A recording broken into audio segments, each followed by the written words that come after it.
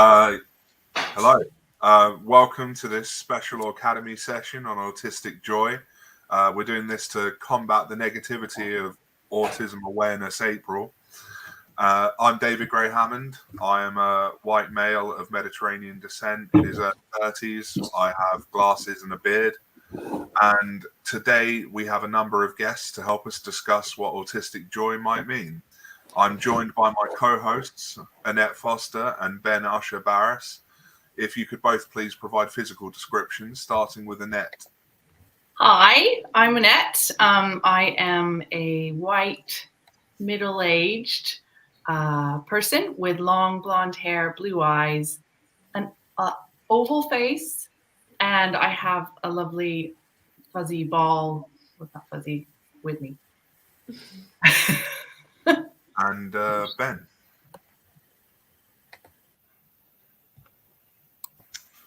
Oh, I'm going to be introducing Ben today, I think is the plan. So we'll do my introduction later, but I'm Ben, a white young man using a video filter of a potato with gaming headphones in front of a purple brick wall. Ben was really worried that somebody was blind might not know it was a filter. So we added the filter in. I thought that was great. Yeah, J6's going to be speaking the words for Ben. Yes. Yep. Awesome. Right. I think it's over to you, Annette. Oh, fabulous. Yes. So I'm going to ask Victoria, could you please provide a brief physical description? Yep. I'm a white, middle-aged person with shoulder length, very grey hair. Have medium size glasses, and I'm wearing a navy blue hoodie and seated on a very impractical coloured dusky pink sofa. Practical, dusty pink is impractical. Not a good idea. Thanks, Victoria. So what could you tell us what your dedicated interests are? Textile art and slow stitching, hand stitching, embroidery. And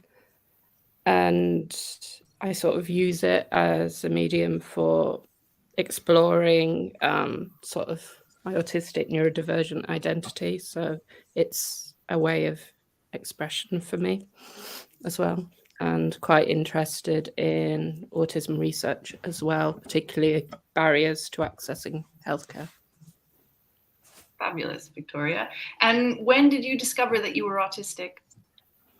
I had suspicions a very long time ago in the 90s, but when I was at university, it was all a sort of theory of mind and not having empathy, so I dismissed it. And in 2017, I started to look into the possibility that my daughter was autistic, and I identified a lot with the research, and things had changed quite a lot. So I was formally identified about 5 years ago, age 44. Fabulous. A few years older than me, but very close to mine. Okay, thanks, Victoria. Nathan, could you please give a brief physical description? Yes. I am a white, male-presenting person with gray hair. I have a stubbly face, and I'm wearing a ball cap and headphones and a yellow shirt. Fabulous, thank you. And could you tell us one of your dedicated interests? I have a number of them, but probably the main one is poetry. Fabulous. Yeah, we were talking about that the other day, how a lot of us have lots of different dedicated interests, and they change. You might be super into them, and then all of a sudden, no longer. Okay, when did you discover you were autistic, Nathan?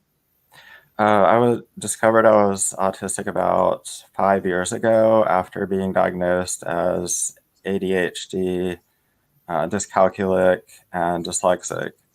And then shortly after the discovery, I was diagnosed as autistic. You're all the things. I think I'm dyspraxic as well, so I got one up on you. Yeah, I'm dyspraxic and dysgraphic as well, but I don't have diagnoses for those. But I'm pretty sure I could get them. Cool. All right. Okay, I think we're over to Ben now. Yes, and on behalf of Ben, I'm actually going to introduce myself because you're supposed to interview or ask me. So that being said, for me, can I provide a brief physical description? Of course, I am a white-bodied, non-binary person. I have bleach blonde hair on top and shaved sides. I'm wearing a very fluffy bear-themed sweater. And I don't have any glasses or anything, but I do have, it's hard to see probably online, but if you're in person, like you can see my TMJ device. I have like a little retainer thing, so to help my jaw. And when did dedicated interest. It's really hard for me to identify specific ones because I have so, like you were just saying, I have so many interests. They change in depth. So, but I genuinely love just connecting with people and talking about specifically neurodiversity and neurodivergence within the neurodiversity paradigm. I love this stuff. So I'll name that as a dedicated interest. And as far as when I discovered I was autistic, it took until the pandemic for everything to shut down for me to realize oh, this makes more sense now. Did all that. So I was 26 and I'm 28 now. So cool. I'll move on to Andrea. Would you mind giving us a brief physical description? Welcome. Oh, you're on mute, love. You're okay. Oops. I'm Andrea and I'm 51, so I guess that's middle-aged-ish. A white female, long strawberry blonde hair with a single plait down to the right or left, depending on how you're looking at the screen. And I've got purple top on. And I'm sat in my desk where I do my studying. And behind me, you'll see this is a 6-foot row of homemade costumes. Wow. And dedicated interests. Again, I like lots of things. One thing I do like is this thing I made up many years ago, and it's to do with artistic creation. And I called it Ragamuffin Arts because it all comes from rags and I've never had nothing. And then I put a K on it. So it became Ragamuffin Arts. And then I thought, oh, I need to be more professional. So I called it the Living Arts Company. And it includes circus theatre projects, poetry, storytelling, music, and being involved with community projects. So that's kind of my most dedicated interest. That's amazing. And when did you discover you were autistic? I made some nerdy notes because that's me. I always recognised I was a bit different. So I had imaginary worlds, imaginary play, and imaginary stories all the time, and lived a life experience of being misunderstood. And I didn't have the connection like other people did had around me. Eventually, with my life story, I was assessed in the summer of 2019 and diagnosed November 2019 at the age of 49.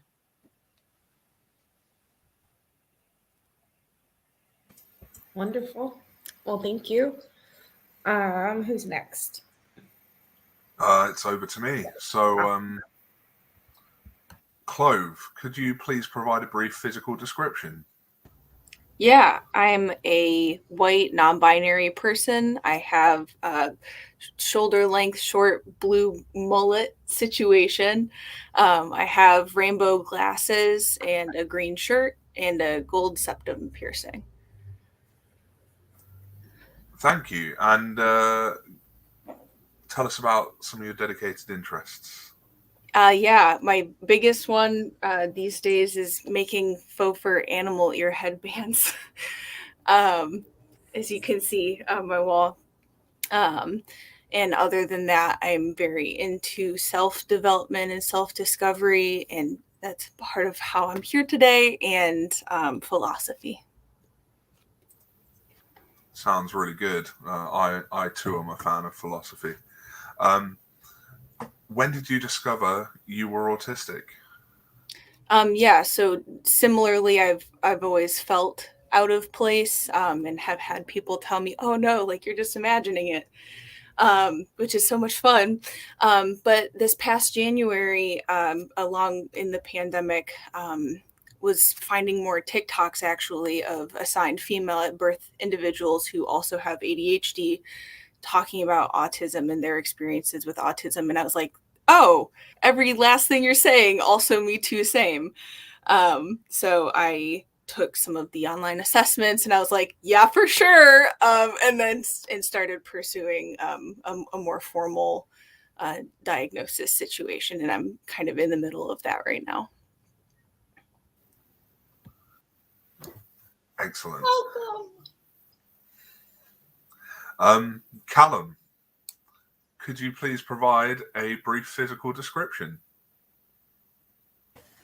Hello, I'm Callum. I did have a leopard behind me with a rainbow-coloured hat, but it fell down on me, and it will keep doing that, so I removed it. So currently, in the background, it's a magnolia-coloured wall with I don't really know how to describe my painting. It's kind of a mad rainbow-coloured painting behind me. I am a white male with glasses and a grey and pink brain tree t-shirt. Thank you. And the dedicated interest question. Well, I love painting, poetry, and parkour, all for P's, and many more, but I'll stop there. Yeah, I've, as you know, I've come across your poetry, and it is fantastic. So, yeah, for anyone who hasn't, please check out Callum's poetry. And when did you discover you were autistic? Well, much like everyone else, unfortunately, I knew early on that my thought processes were different. Never less, but just different. That was about when I was 21. I'm 30 now. Well, in fact, I knew much earlier, but formally validated at 21, I'd say. Excellent, thank you. I always love the autistic discovery question. Like, I love hearing how people found out they were autistic. I think it's just really awesome. I mean, it's not always an awesome story, but it is awesome. Anyway, we're going to move on, and I think, yeah, Ben is asking the first question. So Ben says, what is autistic joy to you, and what does it mean? I think we're going to start with, what does it say here? Guest first. So does anyone have an order we want to go in? We can just go by hands raised, I'm assuming, or is that what we said? Sorry. So who wants to go first? Does anybody want to go first? Yeah, Clove, please. Hey. To me, autistic joy is authentic joy. It's being present with my feelings and let them completely wash over me and be just like enthralled with my own experience, and that's what it is to me. Love it. Thank you. Anybody else want to give an answer? Yeah, go right ahead, Andrea. Did I say that right? Yes, Andrea. May I say that I forgot to say I'm wearing a pair of spectacles? Oh, that's okay. That's autistic joy right there. Autistic joy, what does it mean to me? I flourish of happiness. being in touch with my moment, Mm. the tears, and it in I've forgotten now. What is it? Is it the question? What is autistic joy to me, or what does it mean to me? Yep. Yeah. The same question. Both. Yeah. What is it? What is joy to you? What is autistic joy to you, and what does it mean? Well, Two questions. Yeah, technically. yeah, well, autistic joy to me is what I thought in my head until I looked at Google, and it's actually a concept. I will Google it after. I've not Googled it any further than realizing it is a concept.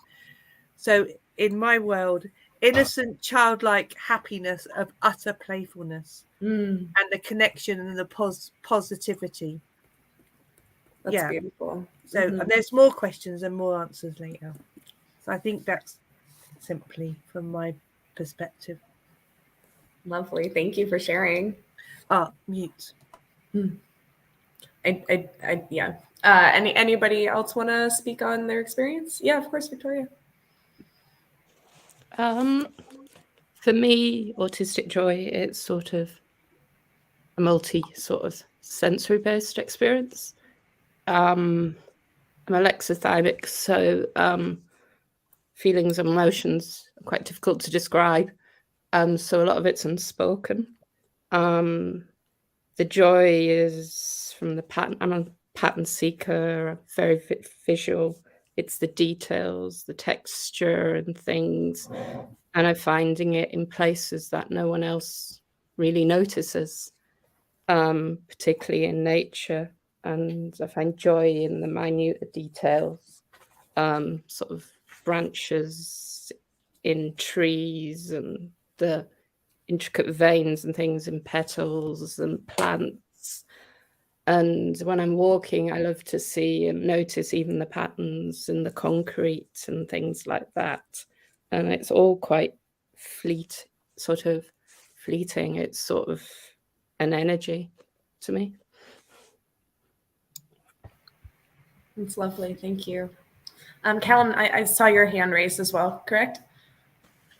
Yes, just for me, it's just deeply connecting to the autistic self, and especially when we look at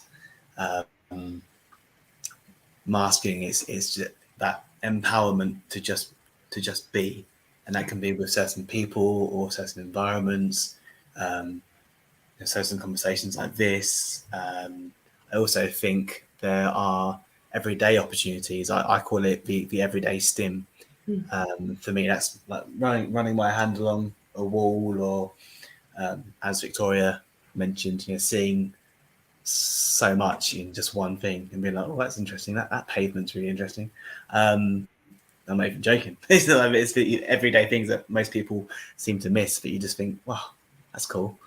And yeah, I've been told before. I've got an in-joke with a friend I used to have, where I would just see anything and be like, that's art, and I'd stop and take a picture and be like, it'll be like this wall, but it'll be like, I can see something in this wall. It's like, how really? But yeah, so just some initial thoughts from me, because I will go off on a tangent, and I'm trying to. But You're doing great. That was wonderful. Thank you. Did anyone else want to share their? Yeah, please go ahead. Nathan. So, autistic joy for me is a feeling of overflowing, which is distinctly different to overwhelm. I may see or experience something that sets off the feeling of not being able to contain myself. Usually this is mental rather than physical, and I'll need to stop whatever I was doing and write as lines of poetry begin flooding my mind, or draw or paint to release the feeling. Sometimes I'll also monologue to release, or go for a long hike at the park. Awesome. I love it. Yeah, it's quite interesting because there's a lot of creativity in what everyone's been saying about autistic joy. And as an artist, that was kind of my saving grace, was to be able to actually seek out other people that really saw the beauty in a crack in the sidewalk, like Callum was saying.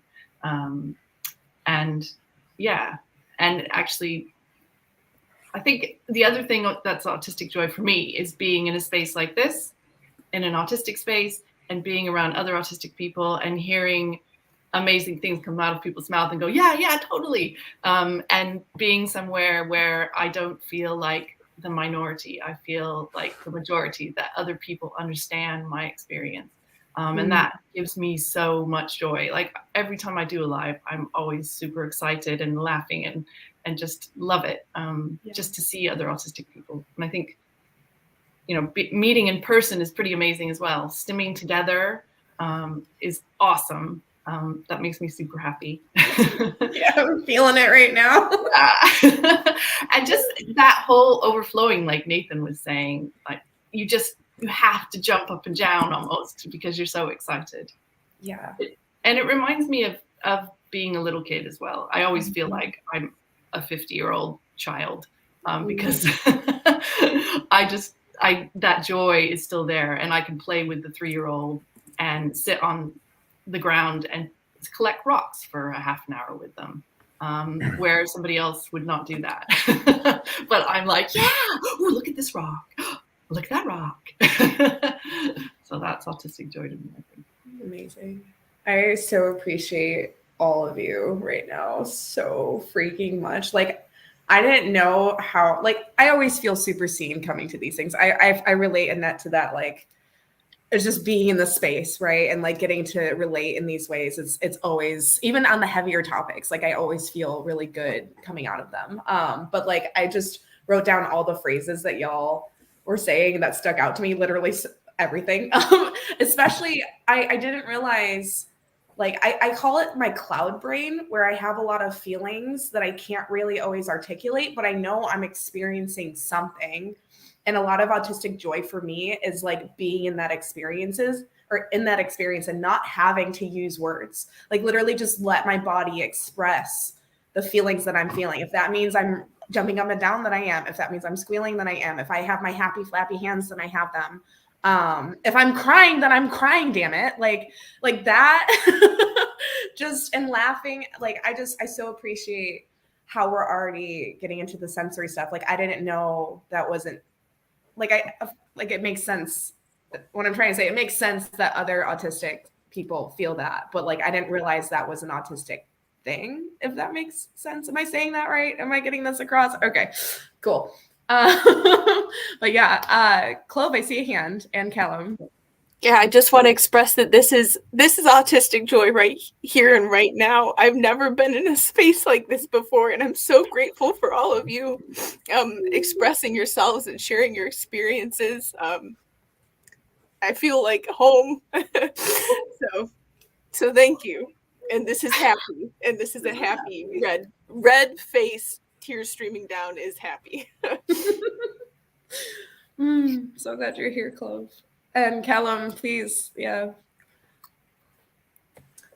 Just wanted to say, because so many autistic people, we're seen as it's based around communication, right? Whatever that looks like, and all communication is valid.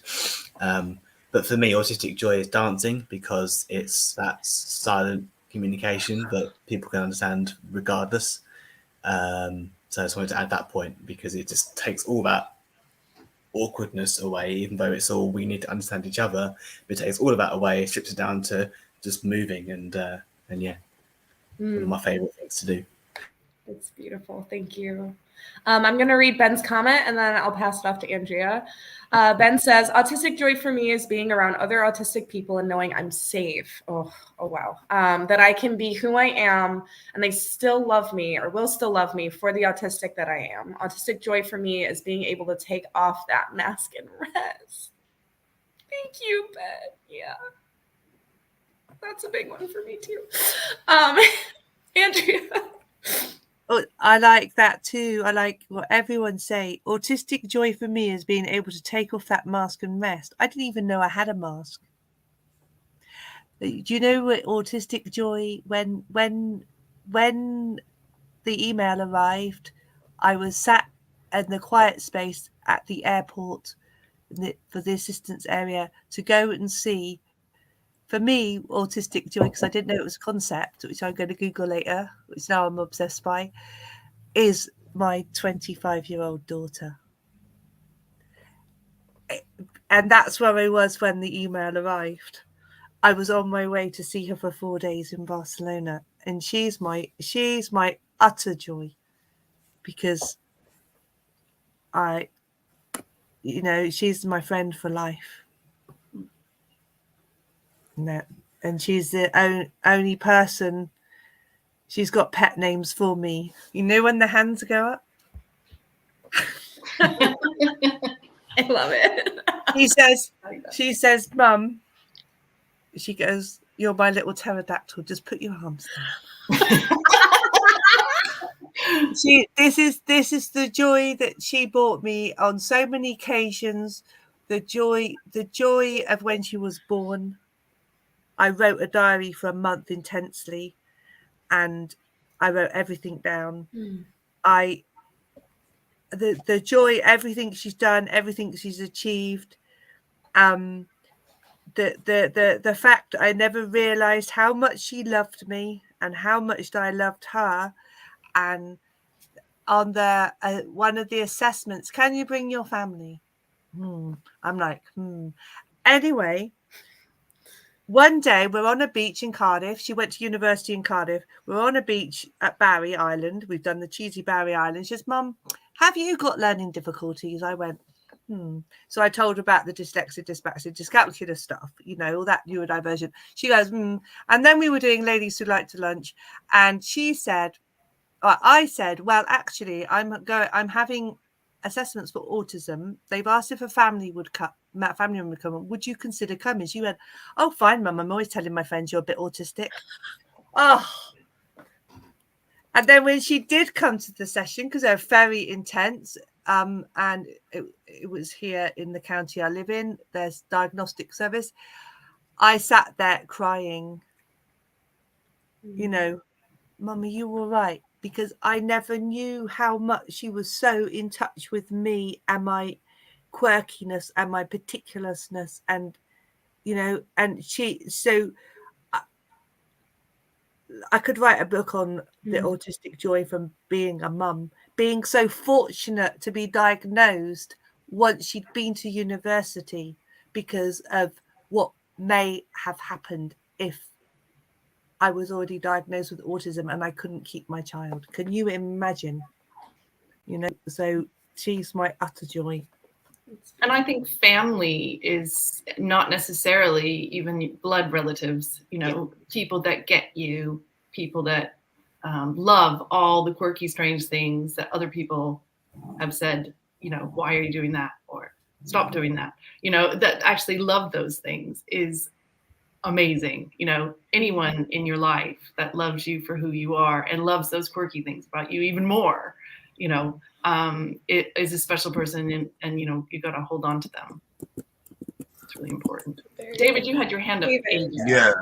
Yeah. Everyone has really sort of captured my feelings around this, but it's autistic joy. It's like a moment that you get lost in and you don't want to be found. Like it's one moment that you just want to stay in forever, because it's just so overwhelmingly beautiful that you just, and it comes in such a variety of ways. You never know what's going to be that beautiful moment, and I love that. You can wake up one day and you don't know if you're going to have that moment, and then it happens, and it's just a moment that you kind of wish you could hit pause and sit in it forever. And that's what autistic joy is to me. Oh, should I read that out? So this is Aucademy ASMR Tingly Joy from watching Callum dance to Aucademy intro music. This is Chloe. Talking in depth with amazing autistic people daily. New STEM toys that are the right kind. Definitely the right kind. STEM dancing. which is amazing. Stimmy food dance, so many things that bring joy. Awesome, thanks, Chloe. And I think we've already started this question, but we can continue on. So can each person provide an example of autistic joy for them? And I don't know who would like to start. Oh, yeah, Adrian? So an example, I first kind of put the physical reaction, but I think that I'd put that under feel like. But an example of the joy, I kind of put into characters I've made up. So I've got a character called Silly Tilly. And Silly Tilly wears a hat and is a colourful character, theatrical character. I'm thinking of the colours, but I'm getting shy while I'm talking. But Silly Tilly, so she's a playful character and childlike, the innocent childlike happiness side. And there's also another one called Happy Dappy. And Happy Dappy is really Happy Dappy, because I'm going to stand up now, and you have to, and I've got my hands out to the side so that I'm representing my feet. So Happy Dappy literally will walk around like this, because as a child, this is how I walked. I love it. So the example of autistic joy, how I perceive it till I Google it, is I've put it into characters and developed theatrical characters. Is that the right have I answered the right way? That is amazing. And there is no right answer. If you and one more lot of characters, they're called the Jumperoonies. And one day you will see all this. If someone can have, if I can get you all the pictures at some point over the next few years, you'll see these characters. And the Jumperoonies are well, I acquired some costumes, recycled them, and I called them the Jumperoonies, and they're from Jumperoony land. They're from the land of the Jumperoony, and they are interactive walkabout theatre characters, and they bounce. So again, putting the physical response to joy into the characteristics of a character, so the Jumperoony. So literally, and also not having to use words. It's done with mime. So you kind of mime. So that I'm just went quiet for a brief second to sort of like show people smile. And I put a smile across my face and up, and I would do that in mime. And then literally, because they're the Jumperoonies, they're just literally bouncing around. Because when I as Dave described, you want to be in that moment forever. So can you imagine putting these characters in? Oh my word! Roll on the opening of Kidsfield Glastonbury this year. I will be a Jumperoony for 2 hours. Jumperoony makes me want to jump. Does anybody else have an example of autistic joy? Yeah. Yes, Nathan.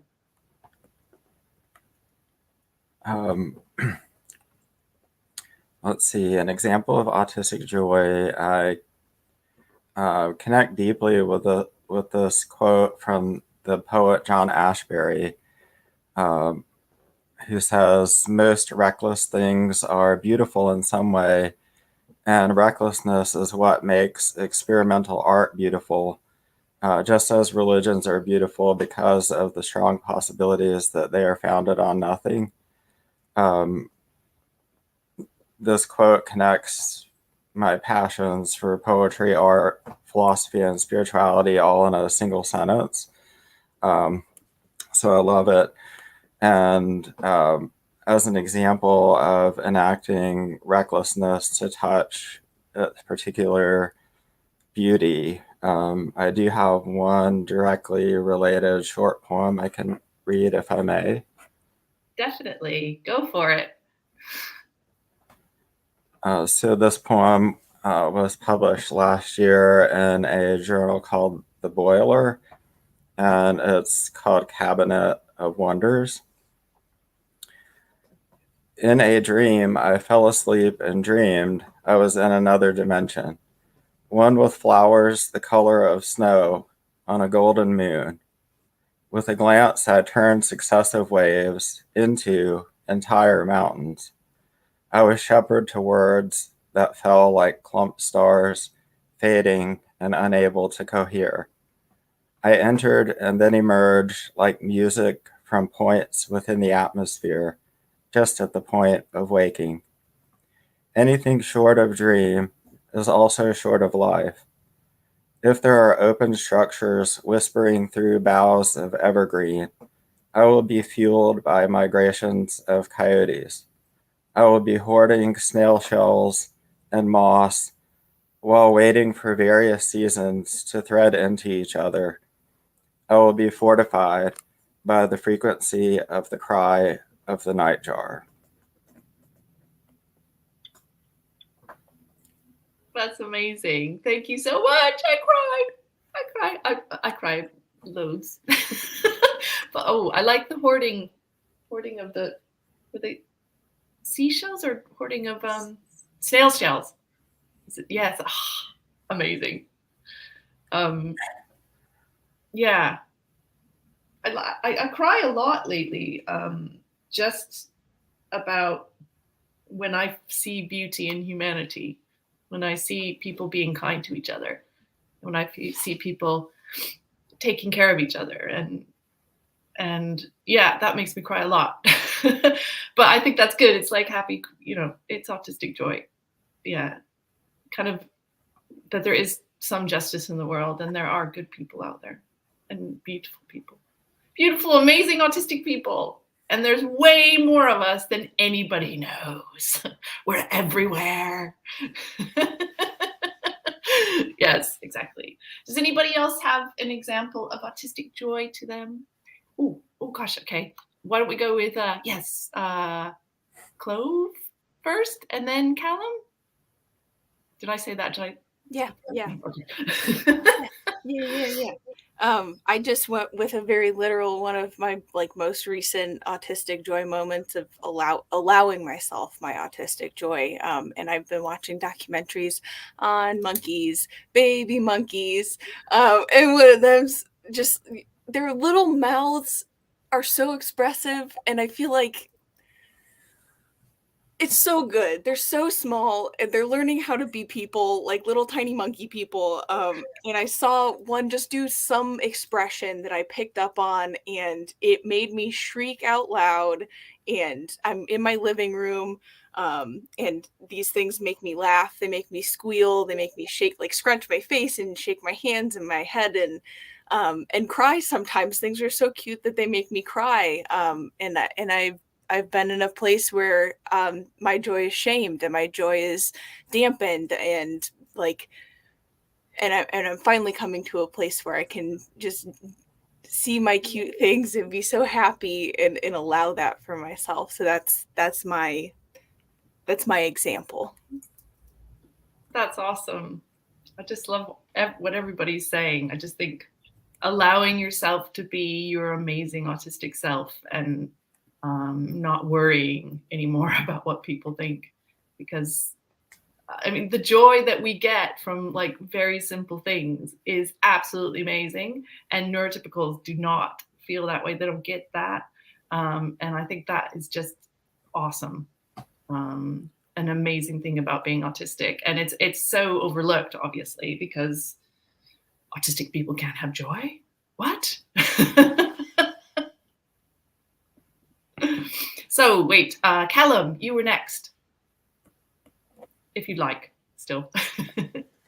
Yes. Apart from feeling immense autistic joy right now, I mean, where do I start and stop? Because I have so many things that make me happy. Rocking. I don't. Yeah. So rocking. This makes me immensely happy. Doing it constantly.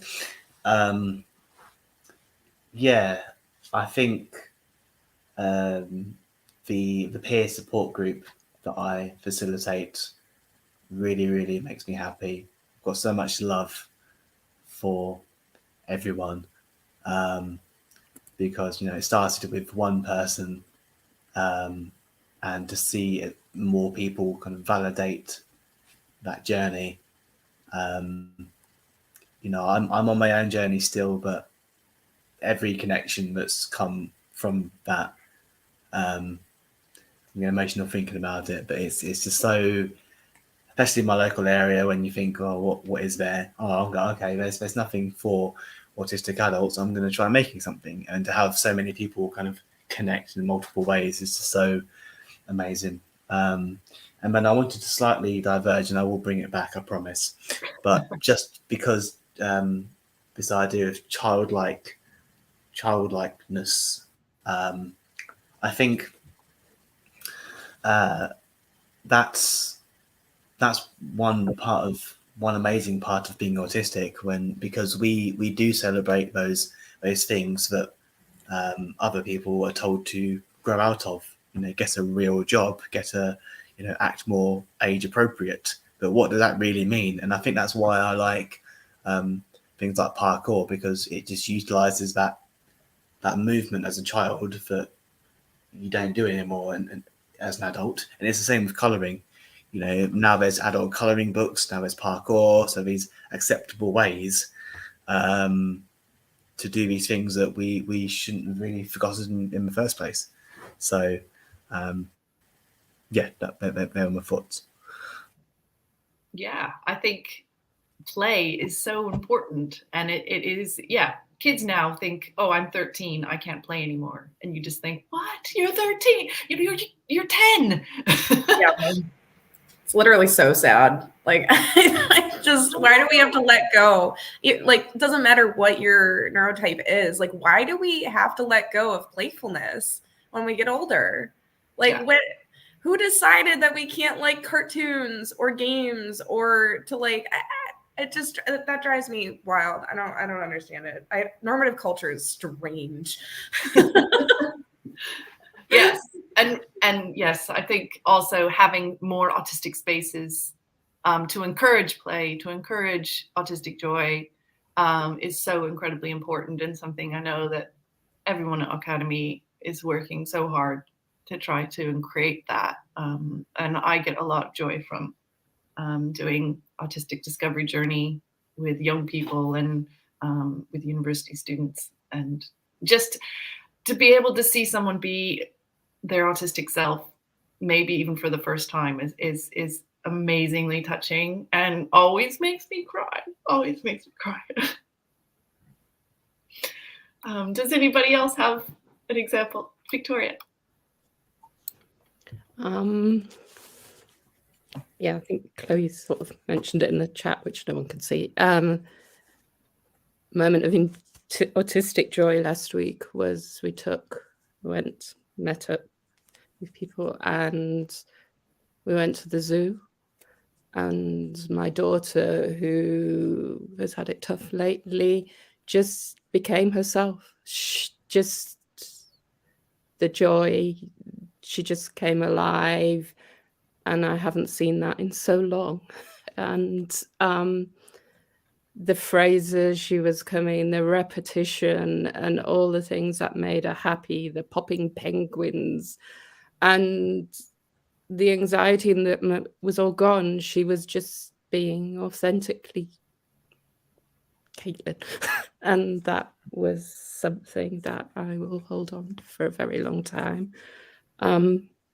Something for me that I'm sort of quieter in things, and autistic joy for me is I love spending time by the sea.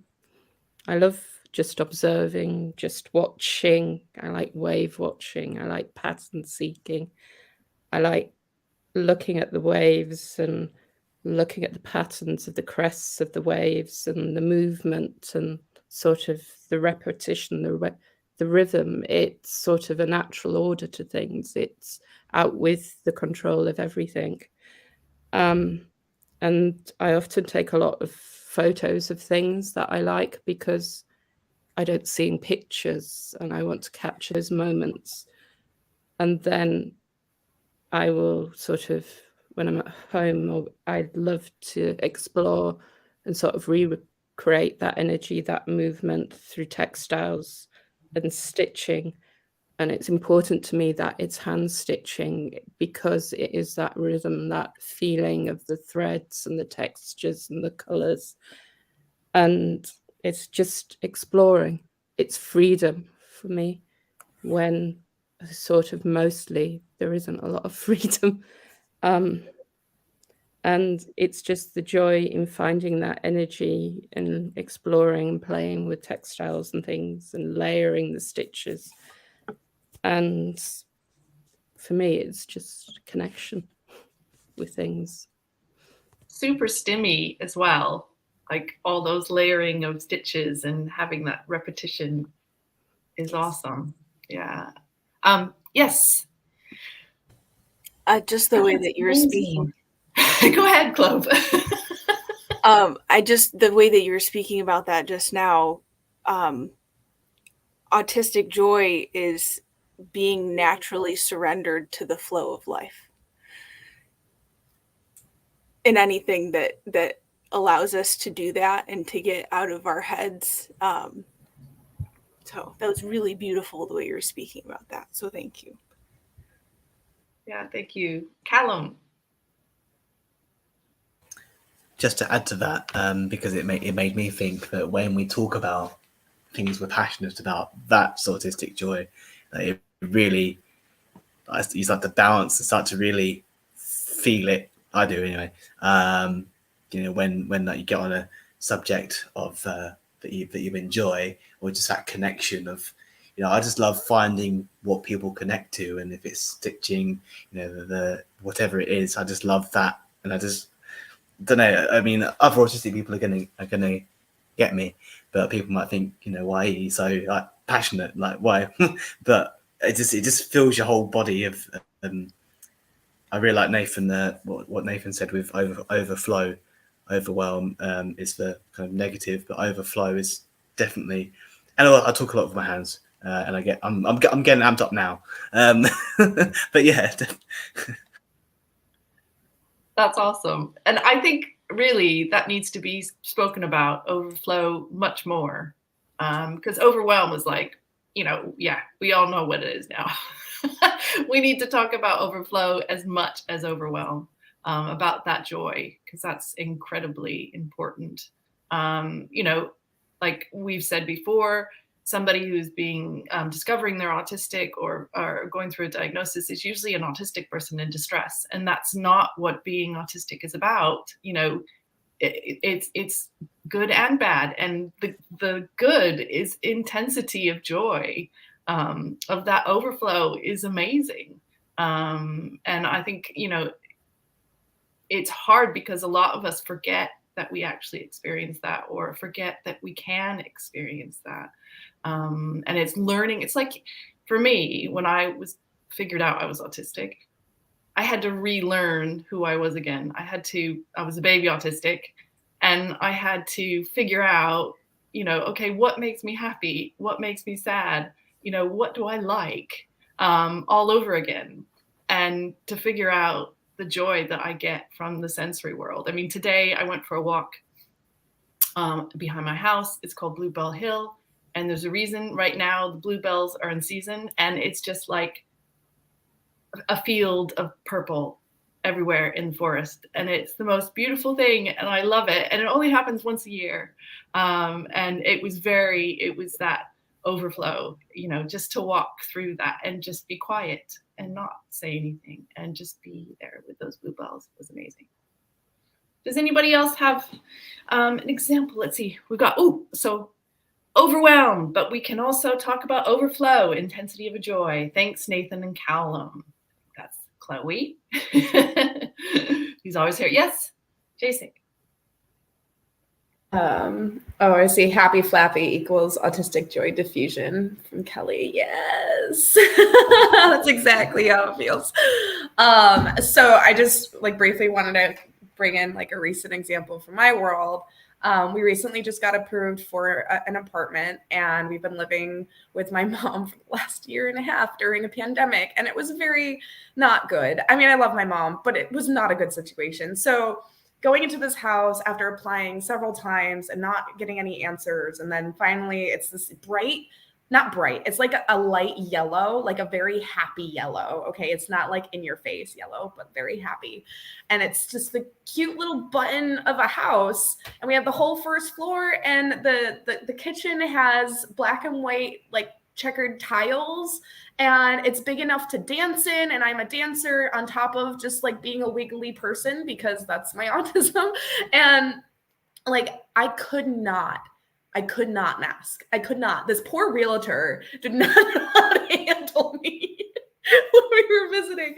So like just and I didn't have to feel bad about it either. Like I just got to run around the apartment and be like, oh my God, and like and just be in the I love whoever said it. I forget who, I'm sorry, but like being in my moment of sensory experience, of joy, of love, of happy, and like letting it be unfettered, just letting it flow out of me, and it filled the space. I know for a fact my energy was gonna make that house burst if I stayed in it very much longer. So like just having that opportunity and not giving a shit, allowing myself to have the permission to just be in my moment and be elated about something that's so big in my life.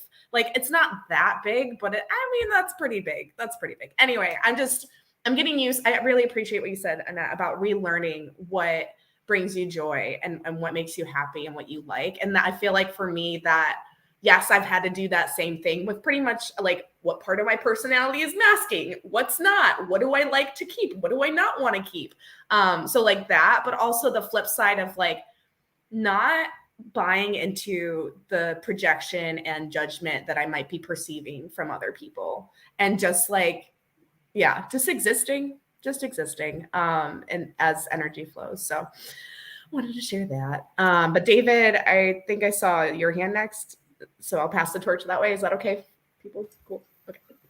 Yeah, no, I was, Annette, you were talking about the importance of autistic spaces. And it made me want to share like the purest moment of autistic joy I ever had was, I'd grown up my whole life kind of knowing I was autistic, but I wasn't diagnosed till like I was 26.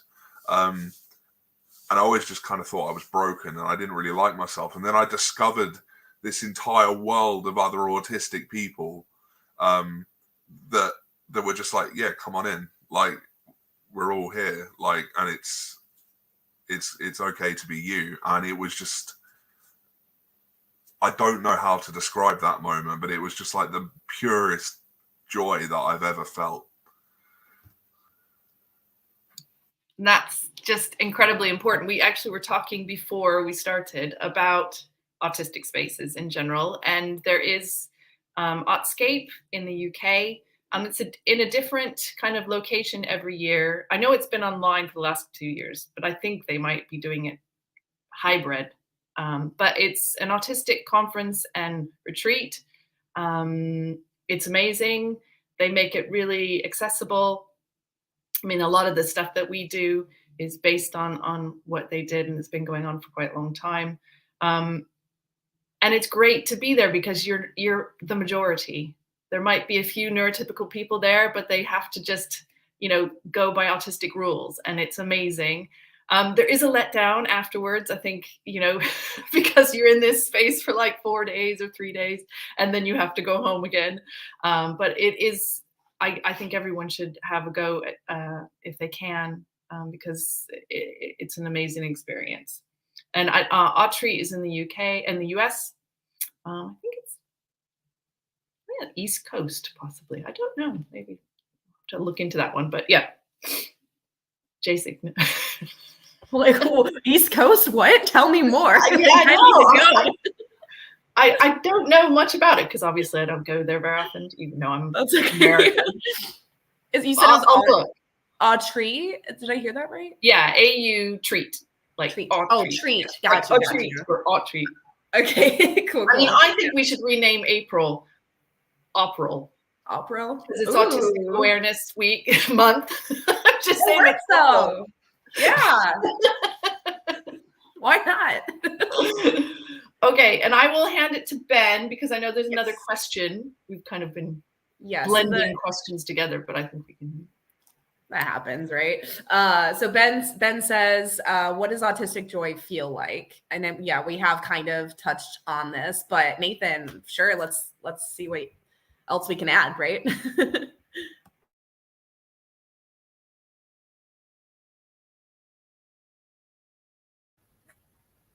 Needed to unmute. So autistic joy for me feels uncontainable, intensely euphoric, and like I have something infinite, something without any boundary to give to others. And I try to express something of this in short, spontaneously written poems, drawings, or paintings. I feel this way a lot of the time, and carry a small notebook or use the notepad on my phone to more frequently access writing. Maybe just the seed, just a line or two, so I can potentially return and pick up the thread later if I'm not able to keep going at that moment.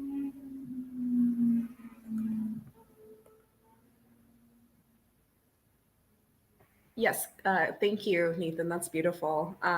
Clove, I saw your hand first, I think. Yeah, I wrote 2 lines, if I could read those before we came in. It feels like soaking in sun after a long winter, or like a deep breath of fresh air after being in a stuffy room. Relief. Yes, that's beautiful too. Very relatable. Did I see another hand? Was that David? Who else did I see? No? Okay. Yeah, Andrea, please.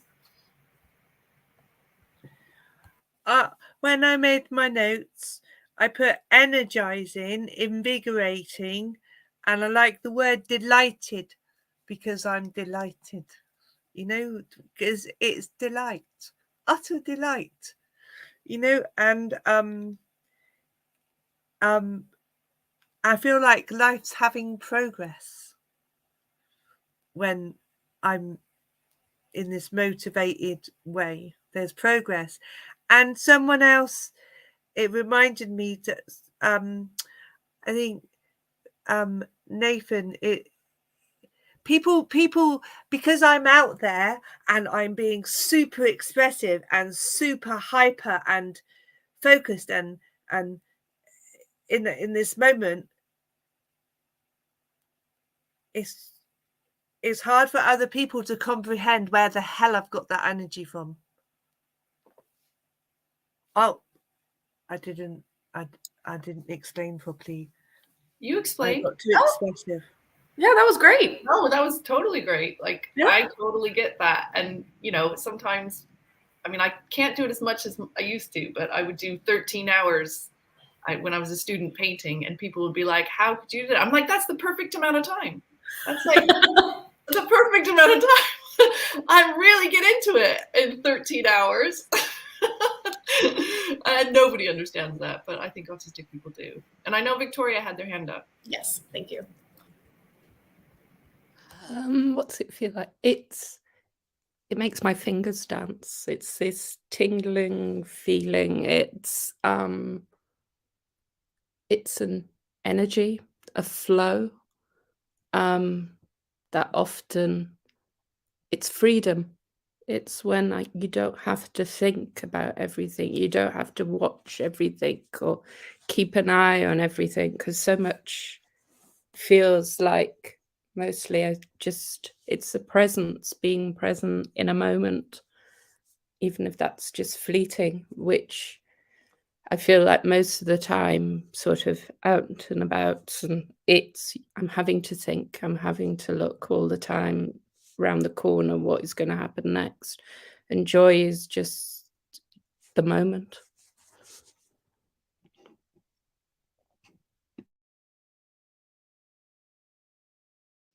Callum?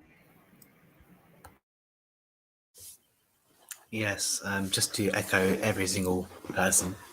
For me, it's definitely energizing. So I can't sit still, and I feel free, and which is sad or happy depending on how you want to take that. But I just feel free when you just yes, here we go. And one other thought I had was on when you're in a, let's say, predominantly neurotypical space and you experience autistic joy. And I get a lot of joy from seeing other autistic people succeed. And I think if you're an artist, just speaking from an artist perspective, you know, I'm going to big up Super Auti Gang by Annette, because I was there seeing it live, and that for me was because it wasn't just autistic joy. It was I mean a lot of emotions in it, but I got such it's so unifying to have because it was through the lens of art, and it was speaking our autistic truth. It unified people, and you know, my autistic joy just became joy because everyone kind of got it. And there's a really emotional part at the end. I don't know if you want to, but it's just everyone gets involved, or has the opportunity to get involved at the end. And when I was there, people got involved, and it was just, I think that's something else is taking autistic joy into the space at large, and when you have that opportunity to unite, that's really special, and that makes me really happy. So yeah. Oh, thank you so much, Callum. I've just finished my PhD, and I feel as though I haven't made art in ages. So it's really nice to hear somebody that remembers that piece, and obviously that was only made because of all the amazing other autistic people that were involved, and that were so awesome. And such a huge part was to have a community, and to be creative together in an autistic way. And I remember Jessica saying, it was great because you wanted us to move, but you wanted us to move autistically. And I just thought, yeah, exactly. I want you to do everything autistically. Cool. So Ben has a comment up. Also, David, did I see your hand this time? No, I want to apologize. Every time I go to, do this, it looks like I'm putting my hands up. Sorry. I'll try and make it more obvious if I'm putting my hand up. Be like, okay, okay, cool. Awesome. Well, Ben says that in that case, autistic joy feels like freedom, as though all those barriers that have been building for years, hiding and containing my true authentic self, have just been broken, and I can finally be free and run around as my autistic self. Not actually running because exercise. Relatable. Oh God. Yeah, that's it right there. And there is so much, I wrote this in our chat, but there is so much power in that freedom. Like, I feel powerful when I allow myself autistic joy, because it is pure energy. I think Victoria described that very well. So just add my 2 cents. I guess I can read this too. Autistic joy, a room of autistic people deaf clapping at you. Yes, literally. Yes. Love. Oh, yeah, I think somebody else had their hand up as well. Yeah. Yes. And then David, yes.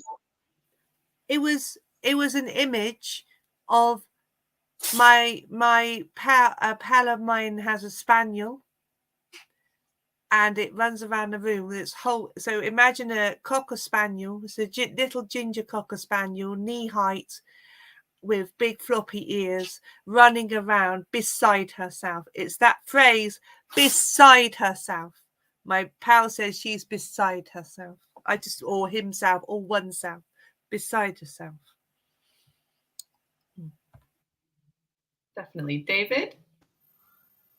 Yeah, no, I've been thinking about this, and I think for me, Autistic Joy feels like something almost spiritual. It's like this connection to a community that it's like a connection to everything. I don't really know how to put it into words, and I'm not used to that. Words are usually my thing, but yeah, no, Autistic Joy. It's like being connected to a higher power. If that higher power was all the other autistic people in the world. Exactly. And how can you put that into words? Although you just did, which is awesome. We should probably move on to the next question. I think, David, because that's important.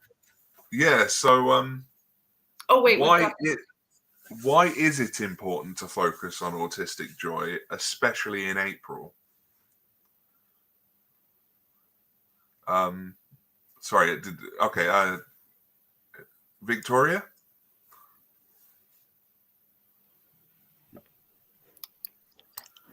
I sort of find April, particularly this year, a very, very hard month, even though it is supposed to be about us, but it's not. To me, it feels enforced upon us. It's not of our choosing.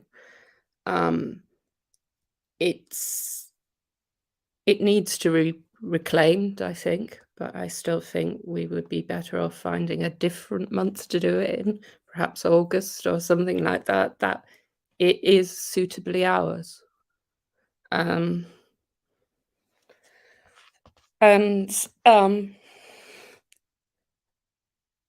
This year has been hard, and actually when it was brought up about Autistic Joy, it brought me out of a lot of darkness, a lot of feelings of powerlessness that I have felt lately, and it reminded me of what living is all about.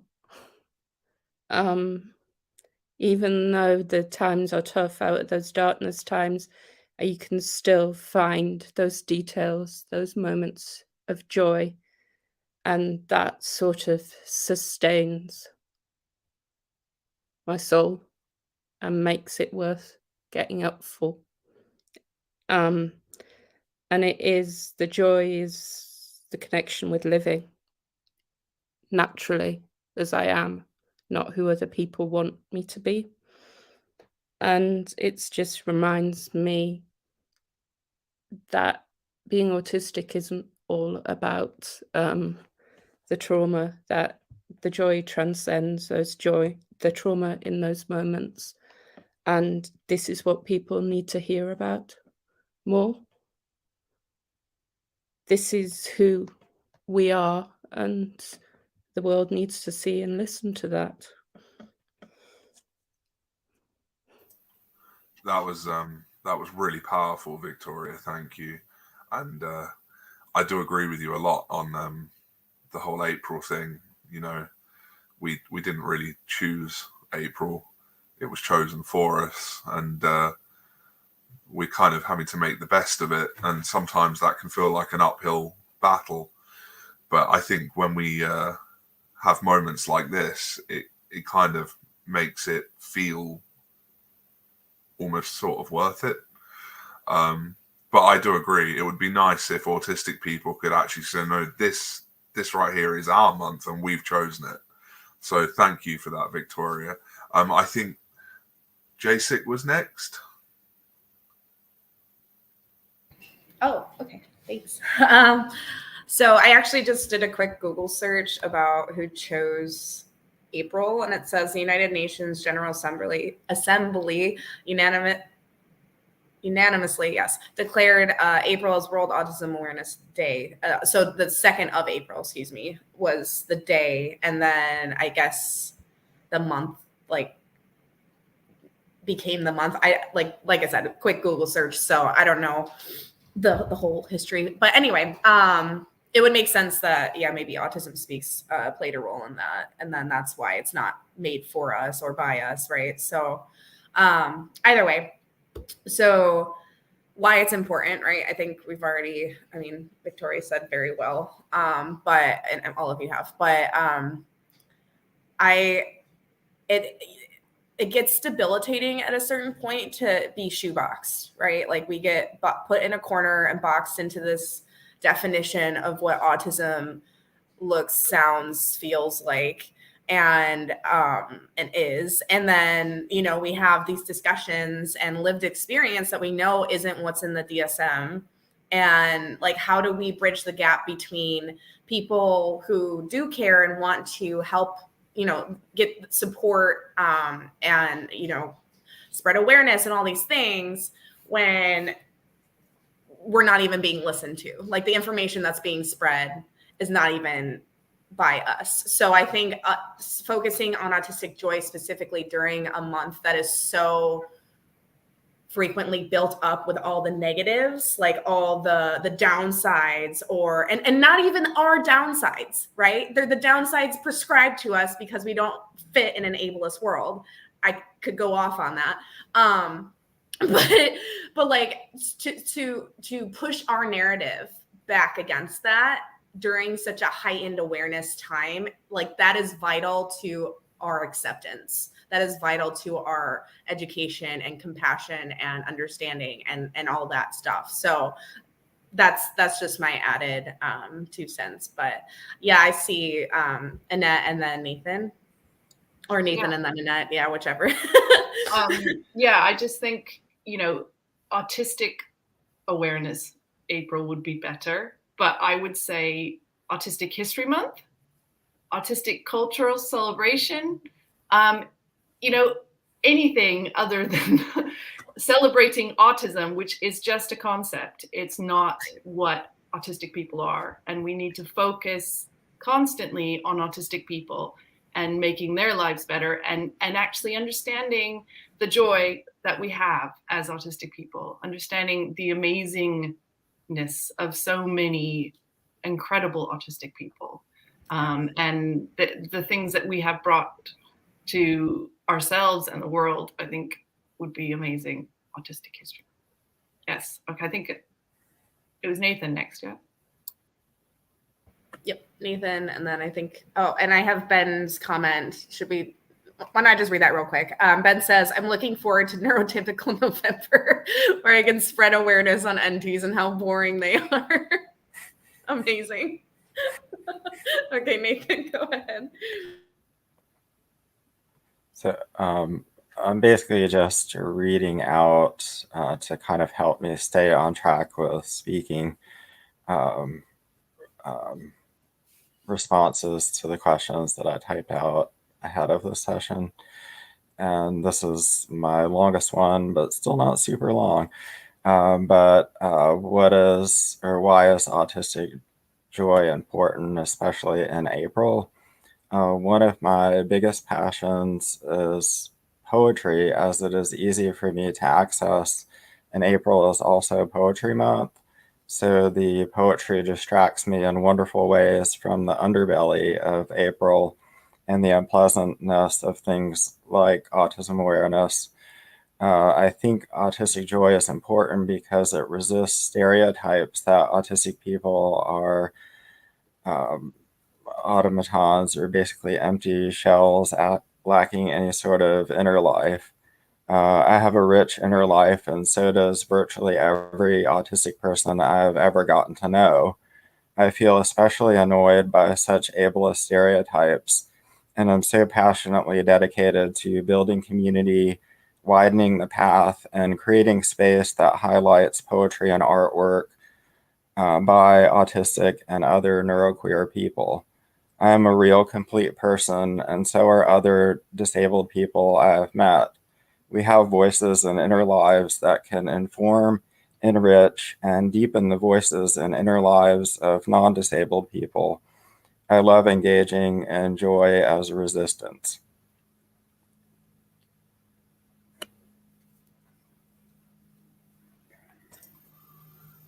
Thank you for that, Nathan. I'm really enjoying this conversation. This is great. I think Callum was next.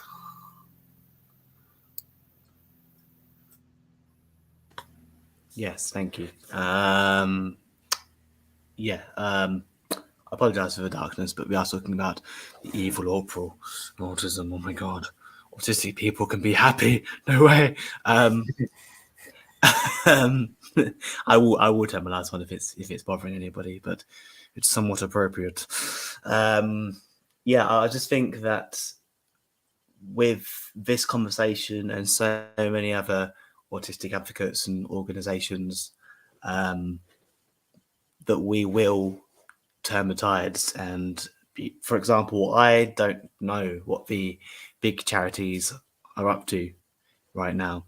And I don't want to know, and I don't care, because I'd rather be here with autistic-led organizations and voices, autistic and otherwise neurodivergent voices. And we are enough. And I think the more that we share each other's spoons and replenish those spoons so we can keep going, because it is tough to even disclose, to even be open, to be vulnerable. But I think darkness was mentioned earlier, and in a poem that I won't share because it's too personal. But in a poem, I say that only in darkness can you shine, and I think, as long as we can keep shining and pushing each other, especially during this generation, I believe, because whether it's a Twitter space or Twitter in general or Facebook, it's impossible not to see our influence, and it's just about sharing that and empowering each other, because we are here. We've always been here, and especially with the rise of technology, I know it's been a thing for quite some time, but we are. I mean, to borrow, no one's going to get this, but I'm really into wrestling, and a wrestler once said,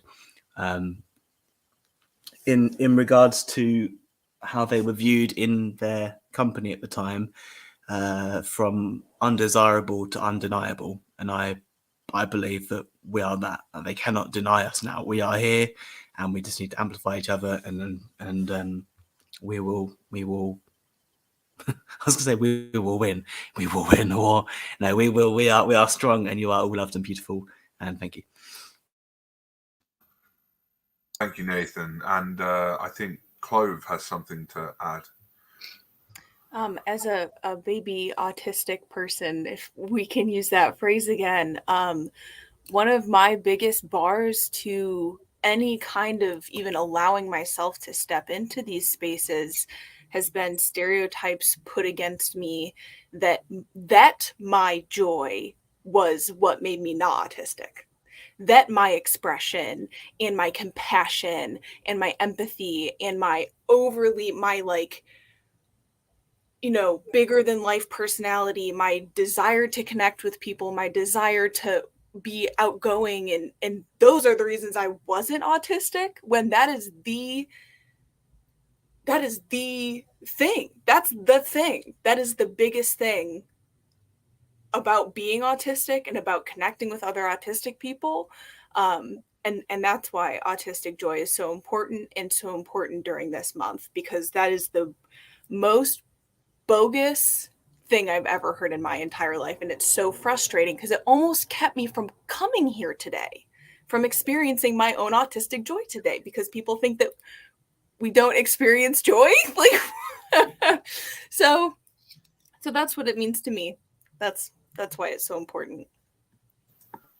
Yeah, and I think what you said is really important, because I don't think we talk about it enough, but actually neuronormative culture, it doesn't just tell autistic people to act more neurotypical. It actually tells autistic people, it's like they're like, you're an autistic person, so you must be this kind of person. It dictates what every kind of person must be, not just how they should act, but how people who are in their little groups, little groups that they've put them in, are. And I don't think we talk about that enough. I think Andrea was next.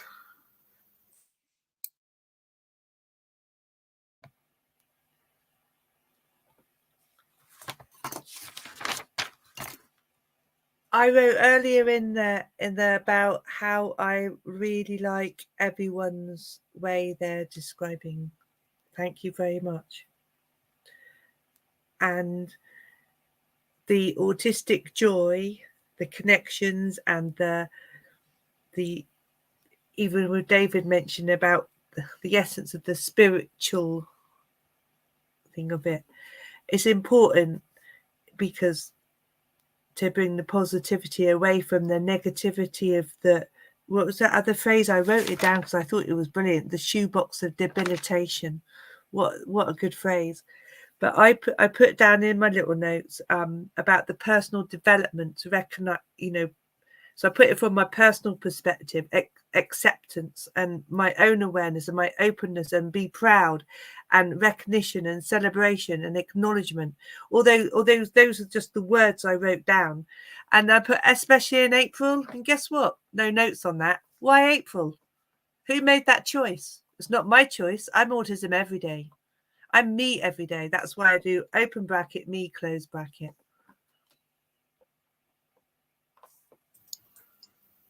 That was really good. Thank you.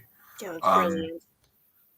Does anyone have anything else they want to add before we move on to the final question? J6? I think it's okay. Just to add on to what Clove said, that resonated so deeply because when I was going through my self-discovery journey, a lot of what kept me from identifying as autistic, even though I had all of these other pieces that were like, this is you, the whole stereotype of autistic people not having empathy and not having joy and be able to communicate their feelings and all those things. Like, I'm a hyper empathetic, very communicative, hypersensitive being. So like to be told that doesn't match the mold of autism means that I didn't have access to my own identity. And so I just want to emphasize that like it's not just for the world to understand that we have joy, that we have compassion and empathy and know how to express our feelings, but like for the people who are figuring that out for themselves too. Like I needed that as well as what I wanted to say. So thank you. But yeah. And I would say that there's just so many different types of autistic people. And that's what's so amazing when we get together is, celebrating our differences as well and how amazing we are. And, some people are, like I'm hyper empathetic. Other people might have differences in that way or have difficulty expressing their emotions, but it doesn't mean they don't feel emotions. And I think that's the main difference, which is so fucking important. Sorry. Feel it, Annette. Feel it. That is okay. And this is just amazing. And I do think that maybe we should pick another month that's Autistic Culture and Community Month, because that is what we need. And that is what is the most important thing for the community. And unless we rename April, and just say it's autistic, but maybe just a whole new month in particular. But we're going to move on to the very last question, because we'd be here all night talking about Autistic Joy because it's so amazing and talking to all these awesome people. But what is your favorite stim? Because we always end up with that, because stimming is such a huge part of autistic culture and part of the way autistic people move and see the world and experience things. So yes, what is your favorite stim? Yes, Andrea.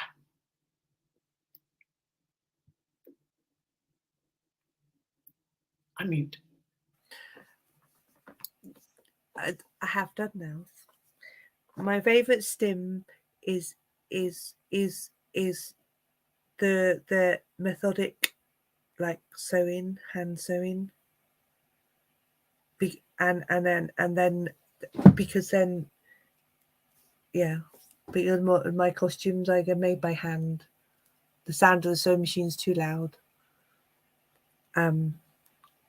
so it's sewing. But like, I didn't know what stimming was. I'd never heard of this phrase stimming.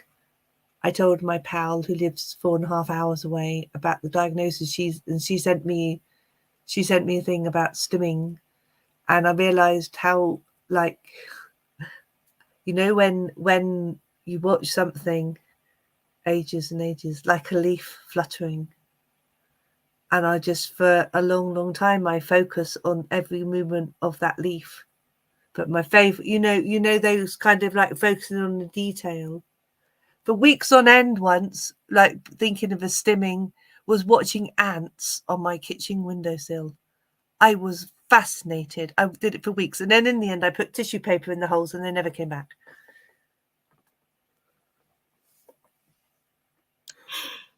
I love it. Thank you so much. Does anybody else have their favorite stem? Victoria. The dancing potato. You cannot believe the joy of Ben the dancing potato brings into my life. And I know that Ben has been very distraught because they don't have arms, so they can't. They have to He dance. doesn't need arms. Ben doesn't need arms. No, he's got the moves. Fabulous. I still Anyone can't else? work out how he manages to go upside down, but yeah. Oh, I haven't seen that yet. Gosh, Ben, you have to No go upside pressure, down. Ben.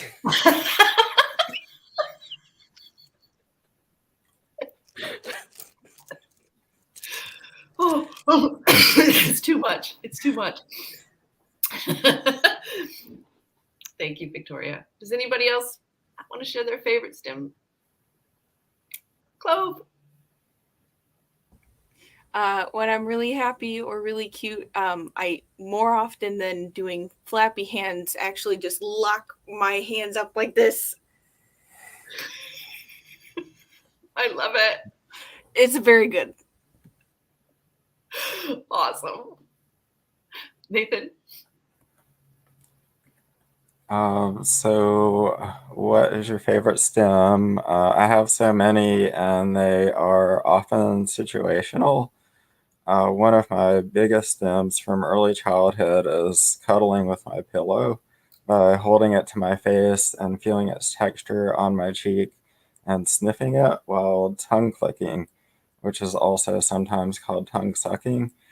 It means I'm really relaxed and feeling content and happy. Awesome. I still hug a pillow every night. I love it. Oh, anyone else? Jason? So I'm recently discovering that, well, two things. I haven't had my favorite stem or one of my favorites because I use my thumbnail. Like, this is one of the masked stems, right, that I developed over years, where I'd like rub my fingernail across my bottom lip. Like, I don't know why, that's just super soothing. I used to do it with Pop-Tarts too, the cinnamon sugar Pop-Tarts. I would just rub my lips on the frosting, on the icing. But my recent discovery is I forgot, or I masked out of me the fact that I'm a very vocal person. And I'm relearning that I'm allowed to make vocal stems. So not just singing, but like random noises throughout my day that help soothe me. And I've been really enjoying getting to know that about myself again. So I wanted to share. Thank you. Yay! And I just like to rub everything on my lips. Yeah. I don't know why. It's really nice. Just same. Yeah. So yeah, the thumb's okay, but a watermelon. Yeah, watermelon sounds a lot better. Yeah. Anyone else want to share their favorite stem? David? Oh, Callum, sorry. It's so dark, Callum. I love it, but my autistic brightness shines through. I'm sorry. Yeah, I'm finding it really hard to put it down to just one. And then Jacek mentions vocalizing, which I'm a big fan of, especially just walking around and just. I was going to make the comment earlier, but Autistic Joy also feels like for me when a dog's out the shower and it just like runs everywhere.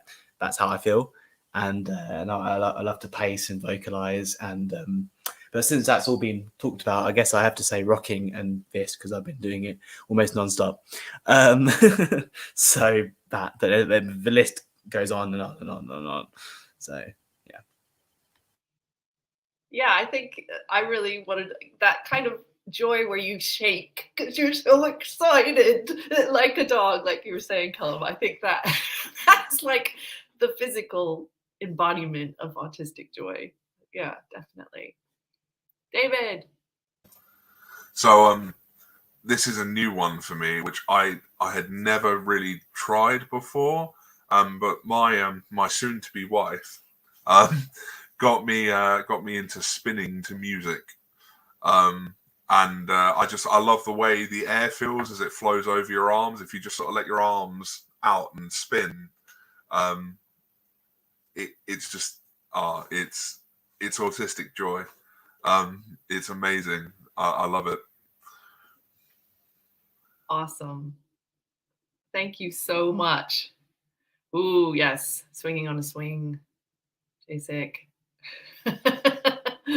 Amazing. I will be 70 years old and still swinging at a playground. I'm sorry. I'm not sorry about it. Oh, and we've got. Oh, yes. So Bobby said, Ben, you definitely are a massive visual stim for me tonight. Definitely.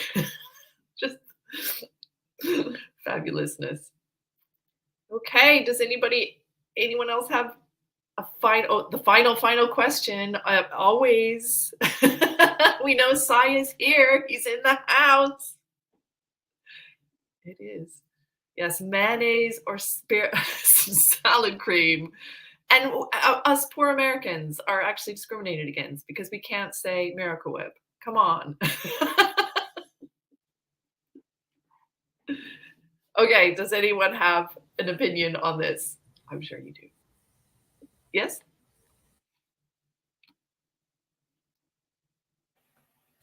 What's salad cream? It's like Miracle Whip, but doesn't have sugar in it. Kind of. I don't know. It's like British version of mayonnaise without egg. Right? I don't even know. Does it have egg in it? See, this is Chloe's favorite. So, no, Victoria. Yes. Mayonnaise or salad cream? Neither. Thank you. Oh, Callum, I see your hand. finally. You could be like Dr. Walker, Nick Walker, and just say hummus. I'm a hummus person, big time. Hey, however, they did start doing Hellman's as the product company, vegan mayo in the cheaper store, Aldi shopping superstore. So that I did go through that for a while. Fabulous. I love this. It's like alternative. It's normally a fight against the mayonnaise people, against the salad cream people. We're just like, nah. Callum. Firstly, I'm really thankful that we saved this really serious question for last. I'm just grateful that we're really getting the hard-hitting questions. I've got to go with aioli, which is technically garlic mayonnaise, but from Lidl, and just Lidl, because something about Lidl, I don't know, it just is amazing. I used to be a big hummus fan as well, but then I've gone on to Lidl's aioli. And I don't really know what salad cream is. It's just and just another quick thought on Autistic Joy, because I think Jacek said a really wonderful word, which is discovery, because it is that constant discovery of what do I like to do, and you find out, oh, actually this was nice, and being empowered to do that is awesome. And and in a way, this question is autistic joy, because you just embrace that. Let's just get out there, mayonnaise or that. Like, yeah, some people would be like, why talk about that? But we all get it. We're all like, let's talk about it. Let's do it, and I love that. So yeah. I think Chloe's saying more salad cream for me. Autistic Joy, salad cream on offer in shops. She uses it for everything. Well, if anyone has a burning opinion on salad cream, if not, I think it's... Nathan has his hand up. Oh, Nathan, sorry. I just raised my hand to say that I'm abstaining from this. So. Fabulous. Well, Yeah, I was actually going to weigh in and say, can I be a conscientious objector to this unrest, and say that I think mayonnaise or salad cream is entirely contextual. Like, it depends on the food. Like, Yes. okay, so next week we will be discussing the ADHD discovery journey and assessment with Sam Harris of Neurodive. And we'll see everybody next week. Thank you so much. This has been amazing, and we need to do this more. Autistic Joy is all the rage. Bye, everyone. bye. Bye. Thank you.